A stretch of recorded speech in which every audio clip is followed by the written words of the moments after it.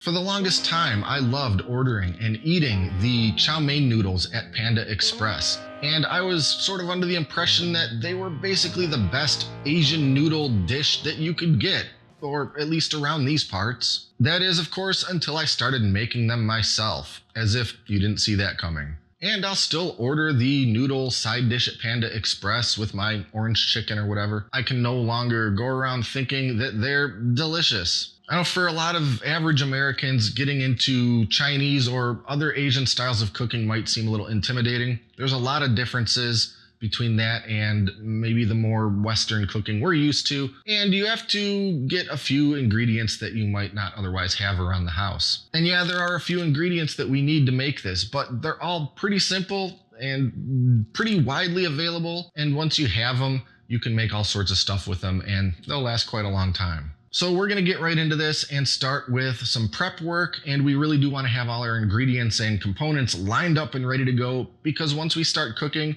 things move quite fast. So let's get started making my new favorite, pretty simple but absolutely delicious homemade chow mein noodle recipe.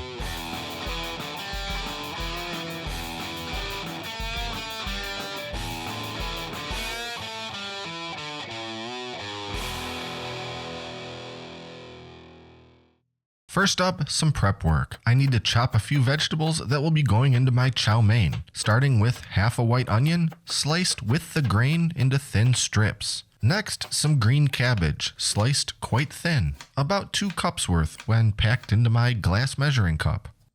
Followed by 3 cloves of garlic, finely minced, and 2 celery ribs, sliced down the middle and thinly chopped.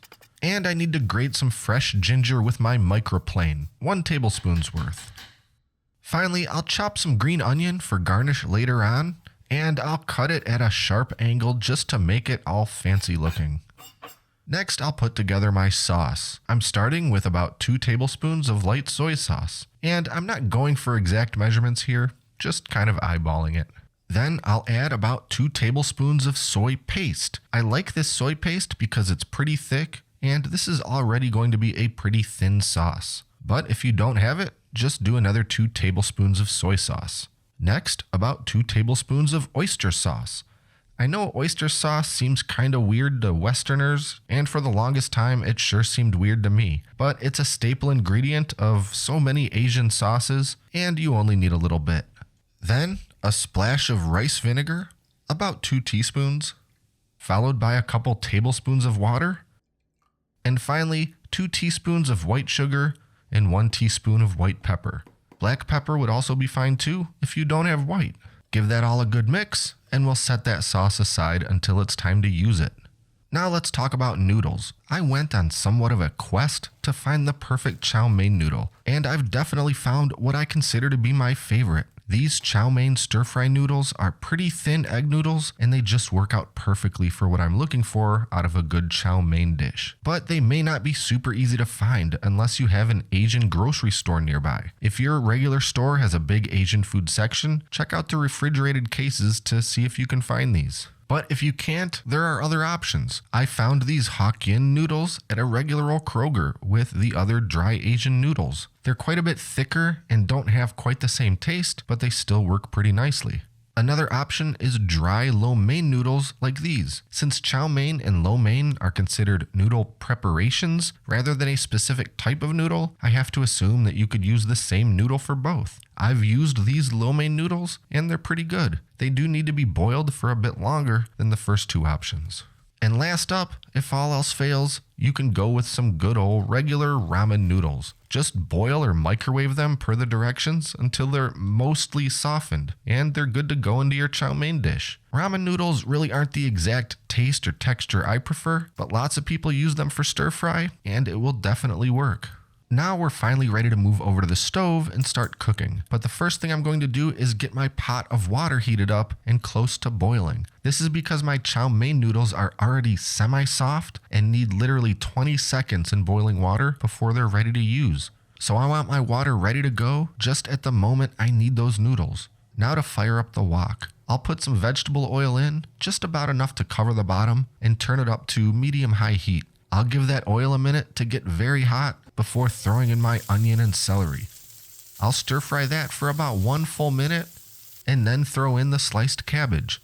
I'll stir fry all of these vegetables for another couple minutes, and while my wok toss technique is getting a little better, I still need to rely mostly on stirring with my wooden spoon. Next, I'm going to make a little hole in the center of those vegetables and toss in my garlic and ginger, sprinkle in a pinch of red pepper flakes, and stir fry everything for another minute or 2. I want these veggies softened, but still lightly crunchy. And this is when I'm going to drop my noodles into the boiling water. Give them a light jostle with my tongs to help untangle them. And after 20 seconds, I'm scooping those noodles back up out of the water and dropping them right into my wok. Stir and mix them in with my tongs, and then pour our sauce over top, stirring it all in nicely. Now you can consider this next step optional, but I'm going to add just a splash of Chinese cooking wine. I'm using Shaoxing wine. And because I may have used a bit too many noodles here, I think I need just a little bit more sauce. So I'll drizzle over just a touch more of that soy paste. Resume stir frying everything for another couple minutes, and it's done.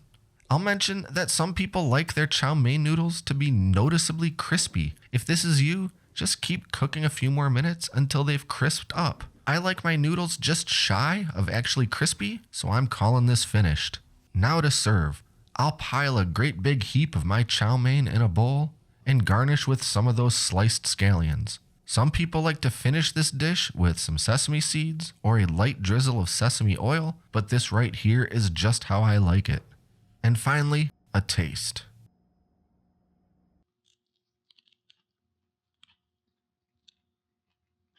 I know I say this about everything, but I can't even tell you how good that tastes. And it's not just about the taste, it's about the textures. Those real thin noodles and the little bits of slightly crunchy cabbage and celery, onions, and you know I love putting scallions on top of just about anything. If there's one thing you might have even the slightest difficulty finding at an ordinary grocery store, it might be this exact kind of chow mein noodle. It wasn't until I found a kind of specialty grocery store that has a lot of more ethnic and Asian food items that I was able to find the noodles that I've now decided are my favorite. That being said, use pretty much whatever kind of noodle you like. Use the dried pack of ramen noodles or get those dried lo mein noodles. You probably already have soy sauce in your house. You can get some fresh ginger anywhere. The oyster sauce and that soy paste, if you decide to use it, are pretty widely available as well. And of course, all those vegetables, the cabbage, the onion, the green onion, you can get those at any grocery store pretty much anywhere. And of course, a wok is going to be the best cooking utensil for this, but if you don't have one, you can just use a great big skillet. Cast iron would probably be your best bet if you have it, but use whatever you have. Don't let your lack of cookware stop you from making and trying this new recipe. So there's not much more to say except that I love these noodles, and if you like Asian noodles and things like this, you ought to try it too. And even though these will be completely at room temperature by the time I stop shooting this video, I'm gonna sit down and eat the rest of this entire bowl anyway. Be sure to like and subscribe and stay up to date with all our latest stuff, including future cooking videos. Thanks for watching, and until next time, I'm John, and this is Great Lakes Country.